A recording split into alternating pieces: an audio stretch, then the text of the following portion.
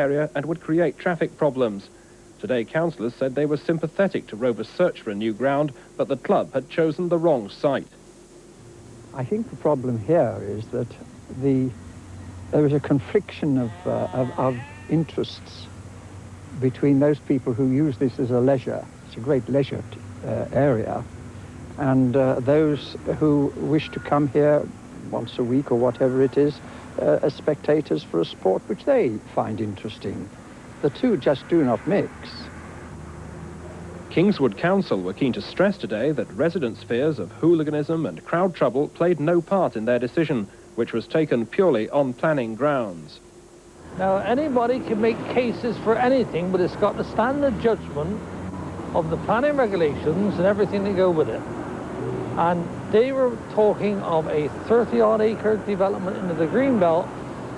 We classify that as sacrosanct and we allow no development in the greenbelt. The refusal is a severe setback for Rovers. More than 16,000 people had supported their application against 13,000 objectors.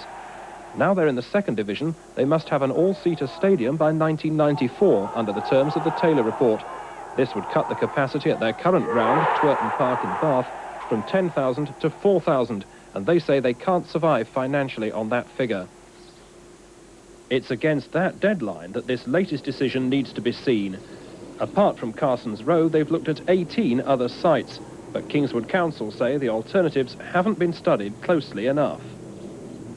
The board of Bristol Rovers meets next week to discuss a possible appeal against last night's decision.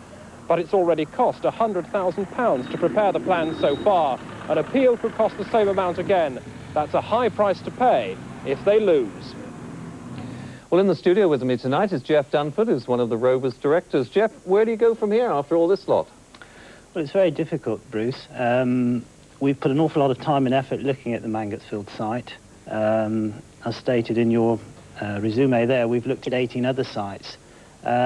We need a positive answer or positive vibes from a local authority, because we can go on suggesting sites forever and a day, and I'm sure reasons can be put forward to turn those sites down. Well, you heard the planning chairman tell you then why you can't have your new stadium at Mangotsfield. Who do you expect is going to give you some land and give you the right vibes? I don't know. I think the board of Bristol Rovers have gone as far as they possibly can in looking for new sites and financing situations where we can develop them.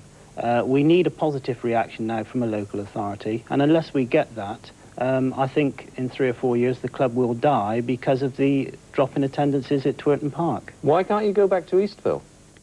I think Eastville's being developed to such a stage now that it wouldn't be possible to stage league matches there, and it's probably just as constricted as Twerton Park is now.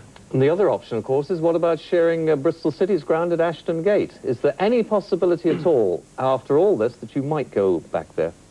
Again, I think that's something for Bristol City directors to decide, but I think it would really compound the problems there. If you look at the Taylor report, then Ashton Gate isn't really a good site for football's future. So the Taylor report really has been provided by the government, and I think we need some government directive now to show football clubs where they should locate. As a result of all this and the setback that you received, are you at all optimistic that Bristol Rovers will survive?